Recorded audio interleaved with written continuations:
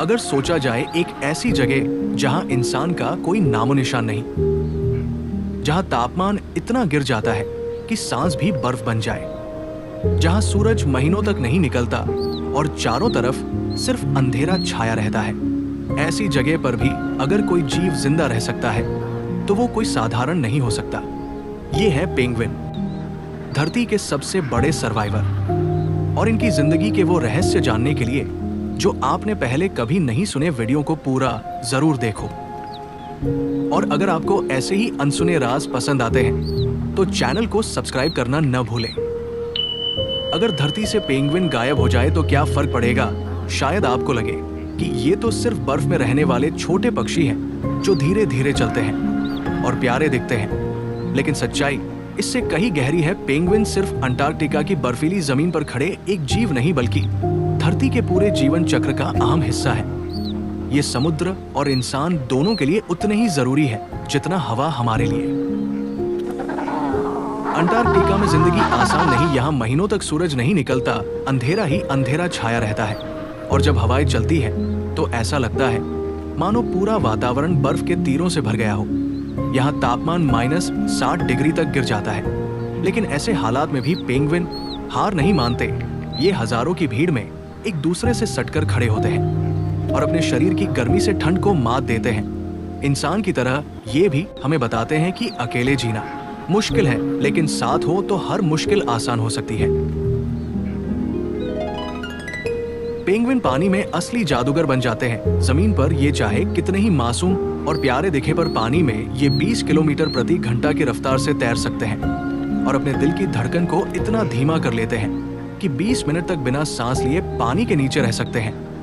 ये मछलियों, क्रिल और स्क्विड का शिकार करते हैं और यही धरती का संतुलन बनाए रखते हैं। अगर पेंगुइन न हो तो क्रिल और मछलियों की आबादी बिगड़ जाएगी और समुद्र का पूरा फूड चेन टूट जाएगा। यानी पेंगुइन सिर्फ अपने लिए नहीं, बल्कि पूरे महासागर की सांसें है। पेंगुइन का परिवार भी अद्भुत है। एम्परर पेंगुइन नर अपने पैरों पर अंडा रखते हैं और महीनों तक बिना खाए बिना हिले उसे गर्म रखते हैं। बर्फीले तूफानों में भी वे अपने अंडे को गिरने नहीं देते। जब मादा समुद्र से खाना लाती है तो लौटकर भीड़ में सिर्फ अपने बच्चे को आवाज से पहचान लेती है। ये हमें बताते हैं कि असली प्यार क्या है और जिम्मेदारी से बनता है। इंसान अपने परिवार से सीख सकता है कि अगर ये छोटे पक्षी इतना बड़ा बलिदान दे सकते हैं तो हम क्यों नहीं। पेंगुइन के प्यार जताने का तरीका भी अनोखा है। एडली पेंगुइन नर अपनी मादा को एक पत्थर भेंट करता है। ये पत्थर सिर्फ पत्थर नहीं, बल्कि जीवन और घोंसले की नींव है। इंसानों की तरह ये भी एक दूसरे को तोहफे देकर प्यार जताते हैं, लेकिन ये तोहफा किसी महंगे गहने या सोने चांदी का नहीं, बल्कि एक छोटे से पत्थर का होता है। लेकिन इनकी दुनिया अब खतरे में है। ग्लोबल वार्मिंग की वजह से बर्फ हर साल तेजी से पिघल रही है, समुद्र का स्तर बढ़ रहा है और पेंगुइन का घर छोटा हो रहा है। प्लास्टिक और इंसानी प्रदूषण ने महासागरों को जहरीला बना दिया है।